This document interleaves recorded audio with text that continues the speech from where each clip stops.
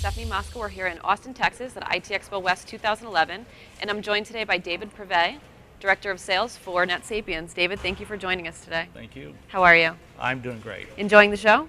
Enjoying the show, yeah, staying in the cool climate. Yeah, it's outside. Definitely hot out there. Yes, it is. So who exactly is NetSapiens? NetSapiens is a software solution provider focusing in on the carrier market, medium to small carriers, helping them to establish services to their customers, such in the voice over IP marketplace.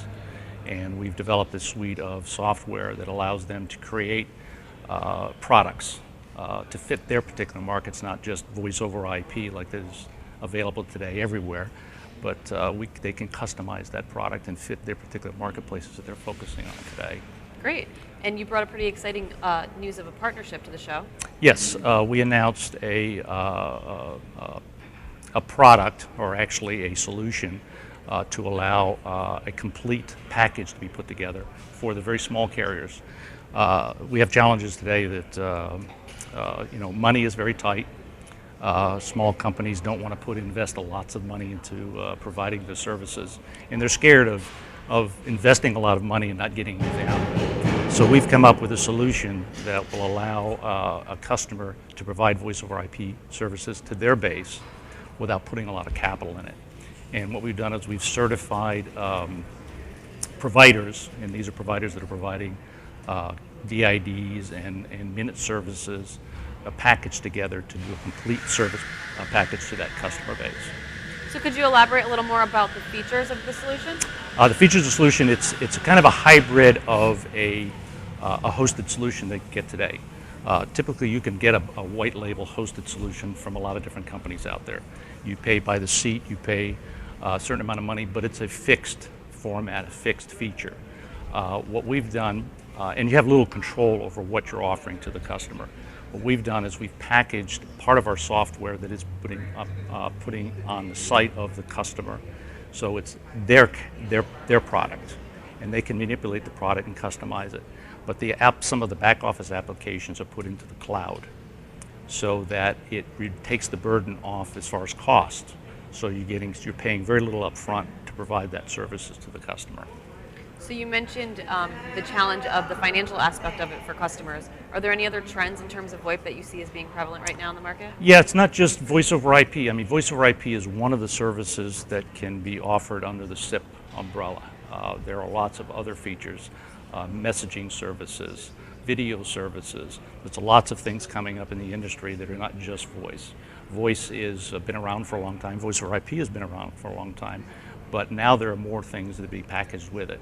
Customized services, follow me services, a lot of different things in the marketplace that allow you to offer to generate more revenue. Sure, and I have to agree with you that messaging is definitely becoming one of the new features that is expanding, and it's really turning unified communications into unified messaging. Exactly. And everybody wants everything consolidated. You know, you have your cell phone, you've got your desk laptop, and you've got your office, and you've got all these things together, and you want it connected together. You want your messaging, you want your voice, you want your video, you want it all in one place, and that's all going to happen. And it's going to be provided, actually, I think, by the smaller carriers, the guys that are coming up in the business. They could be very fast to market, where the larger carriers, it's a little difficult for them to come to market with a new product very quickly. Right. And technology changes so darn fast that it's hard. How do you plan on adapting as technology continues to change? Well, our customers, we have a customer base today that is feeding us requirements for the new technologies. What do they need?